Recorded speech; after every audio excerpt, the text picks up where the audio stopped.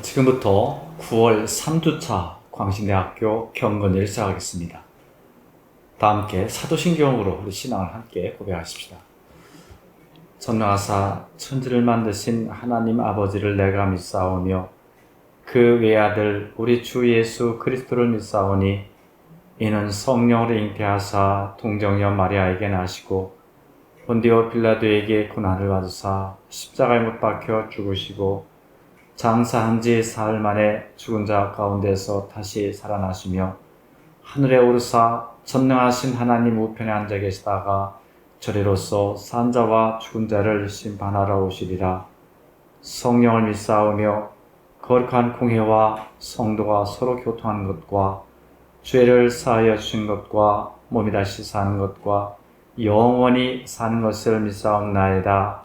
아멘. 찬송가 344장을 함께 부르겠습니다.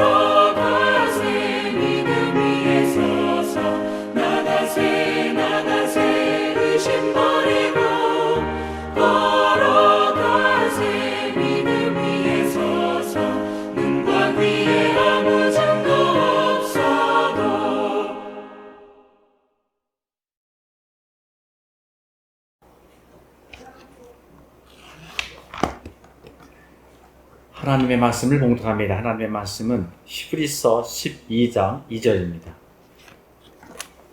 믿음의 창시자이며 완성자이신 예수님을 바라보자.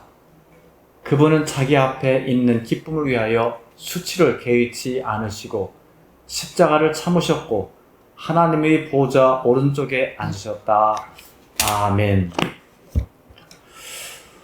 오늘 여러분과 함께 히브리서 12장 2절에 있는 말씀을 중심으로 해서 예수님을 바라보자, 이런 제목으로 말씀을 나누도록 하겠습니다. 예수님을 바라보자, 예수를 바라보자. 이 사실 히브리서 12장 2절에 있는 예수님을 바라보자라는 말은 굉장히 유명한 말이죠. 잘 알려져 있는 말입니다. 이게 어느 지역, 어느 고등학교의 교훈이 예수를 바라보자입니다. 예수를 바라보자.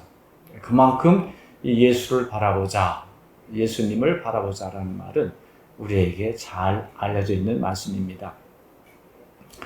이게 잘 알려져 있다, 친숙하다라는 것은 장점도 있으면서 단점도 있을 수 있습니다. 잘 알려져 있다, 잘 알려져 있기 때문에 우리에게 친숙하다라는 것은 자칫 잘못하면은 새로운 것이 없다, 이런 부정적인 인상을 줄 수도 있습니다. 새로울 것이 없다라는 말을 달리 표현하면은 진부하다 이런 말이죠. 새로울 것이 없다. 이게 중립적인 표현이라면은 이걸 좀 부정적으로 표현한다면은 이건 진부하다. 이렇게 표현할 수도 있습니다. 그래서 오늘 우리가 이 히브리서 12장 2절에 있는 말씀을 함께 이렇게 생각하면서 예수님을 바라보자라는 제목이 우리에게 어쩌면은 너무 익숙하기 때문에 진부하게 다가올 수도 있습니다. 여러분, 그렇지만요, 항상 새로운 것만이 좋은 것은 아닙니다. 새로운 것에만 진리가 담겨 있는 것은 아니에요. 예수님께서 말씀하실 때 청중들이 듣기에 전혀 새로운 것 말씀하시지 않았습니다. 예수님께서 주로 비유로 말씀하셨죠. 비유라는 것은요, 당시 사람들에게 아주 익숙한 것을 말하는 거예요. 그들 일상생활 속에서 자주 사용하는 말들, 누구나 다 알고 있는 내용들, 이런 것들이 비유입니다. 여러분 그렇지 않겠습니까? 아니 무슨 말인지 이해할 수 없는 말을 가지고 청중들에게 이야기하면 전들 다 안 되겠죠. 예수님께서는 아주 청중들에게 익숙한 비유를 통하여서 말씀하신 것을 우리가 잘 알고 있습니다. 자, 여러분 그렇다면은요, 익숙하다라는 것은 결코 부정적인 것이 아닙니다. 오히려 익숙함 속에 깊은 진리가 담겨 있습니다. 그렇다면은 오늘 예수님을 바라보자라는 히브리서 12장 2절에 있는 말씀 속에 어떤 진리가 담겨 있는가? 진리란 아무도 모르는 전혀 새로운 것이 진리를 말하는 것은 아닙니다. 물론 그럴 수도 있죠. 그러나 우리가 말하는 진리, 우리 그리스도를 믿는 사람이 말하는 진리란 예수님께서 말씀하신 것, 그것이 진리입니다. 새로운 것만 진리가 아니에요. 독특한 것만이 진리가 아닙니다. 진리란 예수님께서 말씀하신 것, 그것이 바로 진리입니다. 여러분, 그렇다면은 우리에게 아주 익숙한 이 본문을 통하여서 예수님께서 오늘 우리에게 무엇을 말씀하시는가? 범위를 또 좁혀가지고 오늘 나에게, 옆에 있는 누가 아니라 우리 모두에게 말씀하시지만 나에게 뭐라고 말씀하시는가를 한번 우리 함께 생각해 보도록 하겠습니다. 자, 우리 믿음이라는 것을 먼저 한번 생각해 볼까요? 믿음이란 무엇인가? 그 믿음에 대해서 여러 가지 정의를 내릴 수가 있겠죠. 근데 많은 경우에 믿음 그러면은 자기 확신을 믿음이라고 생각하는 경우가 있습니다. 많은 경우 그렇게 생각하는 것 같아요. 믿음 그러면은 자기 확신입니다. 무엇에 대한 자기 확신입니까? 내가 지금 하고 있는 일이 반드시 이루어지리라는 자기 확신. 미래에 내가 바라는 어떤 것들이 이루어지리라는 자기 확신. 이라는 것을 걸어서 믿음이라 이렇게 생각을 합니다. 여러분, 그러나 성경에서 말하는 믿음은 그렇지가 않습니다. 성경에서 말하는 믿음은 무엇일까? 성경에서 말하기는 믿음도 한 가지만은 아니에요. 여러 가지 측면에서 믿음에 대해서 이야기하고 있습니다. 특히 히브리서에서 이 믿음에 대해서, 히브리서 중에서도 11장에서 믿음에 대해서 많은 것들 이야기하고 있죠. 11장 믿음에 대해서 많은 것들 이야기하면서 이어지는 말씀이 예수님을 바라보자입니다. 자, 그렇다면은 우리가 히브리서 11장을 배경으로 해서 히브리서 11장 큰 문맥으로 해서 믿음이 무엇인가 생각하면은 우리가 아주 간단하게 한마디로 정의한다면 믿음이란 하나님의 통치를 신뢰하는 것, 이것이 바로 믿음이다. 이렇게 우리가 생각할 수 있습니다. 믿음이란 다른 것이 아닙니다. 믿음이란 하나님의 통치를 신뢰하는 것이 믿음이라. 믿음이란 내 뜻이 이루어질 것을 기대하는 것이 믿음이 아니다 이 말이죠. 내가 소망하는 것이 이루어질 것에 대한 확신 믿음이 아니라는 거예요. 믿음이란 내가 지금 하고 있는 일이 성공하리라는 확신, 이것이 믿음이 아니라 이런 말입니다. 성경에서 말하는 믿음. 특별히 히브리서 11장에서 말하는 믿음이란 하나님의 통치를 신뢰하는 것, 그것이 바로 믿음이라 이렇게 말할 수가 있을 것입니다. 믿음이란 하나님의 통치를 신뢰하는 것이 믿음이다. 이 히브리서 11장에서 말하는 믿음에 대해서 창세기 39장 2절과 23절이 잘 말해주고 있습니다. 창세기 39장 그러면은 여러분이 잘 알고 있는 이야기는 요셉 이야기입니다. 요셉 이야기 초반부예요. 요셉이 형들의 미움을 받아서 이제 애굽에 팔려가잖아요. 그래서 이제 이 바로의 신하이며 경호 대장인 애굽 사람 보디발에게 끌려가죠.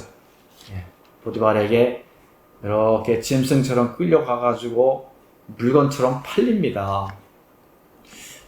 여러분 이제 10대 후반인 이 16, 7살쯤 된 요셉에게 남도안이 형들의 미움을 받아가지고서 애굽 사람에게 짐승처럼 끌려가가지고 물건처럼 팔려간 거, 이거 얼마나 비참한 일입니까? 그런데 이 39장 2절에서 이렇게 말씀하세요. 여호와께서 요셉과 함께 하심으로 그가 형통한 사람이 되었다. 여기 형통이라는 말을 도무지 사용할 수 없는 상황입니다. 여러분 그렇지 않습니까? 내가 만일 요셉과 같은 상황이 있으면은 나는 형통하다 그렇게 말할 수 있을까요? 아마 누구도 그렇게 말할 수 없었을 것입니다. 그러나 성경이 이렇게 말하고 있어요. 여호와께서 요셉과 함께 하심으로 그가 형통한 사람이 되었다. 이렇게 말씀하고 있습니다. 여호와께서 요셉과 함께 하심으로 형통하다. 그의 상황이, 그의 형편이, 그가 하는 일이 잘 되었을가 아니라 그 상황으로 보면은, 그가 처해 있는 형편을 보면은 도무지 상상할 수 없는 불행하고 비극적인 상황이고 형편이었는데 하나님께서 요셉과 함께 하셨으니 형통한 자가 되었다. 그렇게 말씀하고 있어요. 하나님께서 요셉과 함께 하시니 형통한 자가 되었다. 하나님께서 요셉과 함께 하셔서 그를 다스리신다 이 말이죠. 하나님께서 요셉과 함께 하셔서 요셉을 통치하신다. 형들의 계획이 요셉을 다스리는 거 아니에요. 형들의 계획이 요셉을 통치하는 게 아닙니다. 애굽 상인들이 아니면은 이제 주인이 된 보디발이 요셉의 삶을 다스리거나 통치하는 것이 아니라 요셉이 비록 이 보디발의 집에 종으로 팔려갔지만 누가 요셉을 다스리신다고요? 누가 요셉을 통치하신다고요? 하나님이 다스리신다. 하나님이 통치하신다. 그러니 형통한 사람이라 그렇게 말씀하고 있습니다. 여러분, 이것이 믿음입니다. 믿음이란 하나님의 통치를 신뢰하는 것, 이것이 바로 믿음입니다. 자, 그렇다면은 이 정말 하나님의 통치를 신뢰하는 사람, 믿음의 사람이라고 그랬죠. 믿음의 사람은 어떻게 사는가? 정말 누군가, 아니 나는 하나님께서 내 삶을 다스리신다. 하나님께서 내 삶을 통치하신다. 하나님께서 내 삶을 이끌어가신다. 라고 믿는다라면은 그 믿음이 나의 삶에 어떤 영향을 주는가? 아니, 그 믿음 때문에 나의 삶에 어떠한 열매가 나타나는가? 이 이야기를 이 히브리서 11장에서 주로 하고 있어요. 여러분, 이 히브리서 11장에 있는 말씀을 통하여 오늘 또 우리에게 말씀하십니다. 이 히브리서 11장 또 12장에 있는 말씀을 통해서 오늘 또 나에게 말씀하십니다. 믿음이란 무엇이냐? 믿음이란 하나님의 통치를 신뢰하는 것, 이것이 믿음이다. 자, 그러면은 우리에게 그런 믿음이 있을 때 나는 어떻게 살아야 되는가? 나는 어떻게 사는가? 어떤 삶의 모습으로 사는 것이 정말 믿음 가운데 사는 자인가를 말씀하고 있습니다. 세 가지만 말씀드릴게요. 첫 번째는 믿음 있는 사람은 거부하는 용기를 가지고 살아갑니다. 믿음 있는 사람은 무모한 일을 하는 것이 아니에요.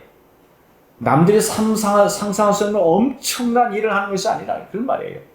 저도 히브리서의 맥락에서 볼 때, 믿음이 있는 사람은 누가 정말 하나님의 통치를 믿으며 사는 사람인가? 거부하는 용기를 가지고 사는 사람이라는 말입니다. 거부하는 용기. 모세의 부모님은 철저하게 하나님의 다스림을 믿는 사람이었습니다. 그는요, 바로의 명령을 거부했습니다. 바로의 명령을 거부하고 어떻게 했습니까? 바로의 명령대로 나일강에 모세가 태어났을 때 나일강에 버리지 않고 몰래 이 모세를 키우지 않습니까? 자, 이렇게 이 모세의 부모님은 믿음의 사람이었기에 바로의 명령을 거부하고 오히려 하나님의 통치를, 하나님의 인도하심을 하나님의 인도하심을, 하나님의 통치를, 하나님의 다스림을 신뢰했기 때문에 바로의 명령을 거부했다 이런 말입니다. 믿음 있는 사람은 거부할 줄 안다 이런 말입니다. 믿음 있는 사람은 하나님을 신뢰하기 때문에 때로는 바로와 같은 엄청난 힘을 가지고 있는 세상의 잘못된 명령을 거부하는 용기 있는 사람이다. 거부하는 용기를 가지고 있는 사람이 믿음 있는 사람이라는 말입니다. 사실 예수님께서 우리에게 그런 모범을 보여주셨죠. 이 모세 시대의 모세의 부모님만이 아닙니다. 예수님께서. 여러분, 십자가 밑에서 어떤 사람들은 예수님을 막 조롱했죠. 당신이 하나님의 아들이라면은 그 십자가에서 내려와라. 그러면 내가 당신이 하나님 아들인 것을 믿겠다. 이렇게 말하지 않았습니까? 여러분, 그러나 예수님께서는 십자가에서 내려오는 것을 거부하셨습니다. 당신을 향해서 조롱하는 사람들의 그 조롱을 그 요청을 거부하셨습니다. 십자가에 못 박혀 죽으셨잖아요. 당신을 향하여 조롱하는 사람들의 요청, 그래서 십자가에서 내려옴을 통하여 하나님의 아들인 것을 드러내라라는 그러한 요청을 거부했습니다. 그리고 십자가에 못 박혀 죽지 않았습니까? 십자가에 못 박혀 죽는 죽음, 하나님의 통치를 믿었기 때문에, 하나님의 다스림을 믿었기 때문에 사람들의 요구를 거부하고 하나님의 명령에 순종하지 않았습니까? 이것이 바로 믿음 있는 사람의 삶의 모습이라, 믿음 있는 사람의 열매라 이런 말입니다. 이런 우리의 생활 속에서의 열매가 우리가 바로의 부모님처럼, 모세의 부모님처럼 바로의 명령을 거부하는 그런 거부 아니라 할지라도, 예수님처럼 십자가에서 내오는 것을 거부하는 그런 거부 아니라 할지라도, 우리의 생활 속에서 크고 작은 많은 사건들 가운데, 우리 일상 가운데 내가 마땅히 거부해야 할 것들 믿음으로 용기 있게 거부하며 살아가는 우리 광신인 모두가 되기를 우리 주님의 이름으로 축원합니다. 두 번째는 믿음 있는 사람은 거부하는 용기일 뿐만 아니라 선택하는 용기를 갖게 됩니다. 선택하는 용기입니다. 여러분, 다시 한번 그 모세의 부모님에게 한번 가볼까요? 모세의 부모님은 이 바다에 던지기를 거부하고 그 대신 갈대 상자를 선택하지 않았습니다.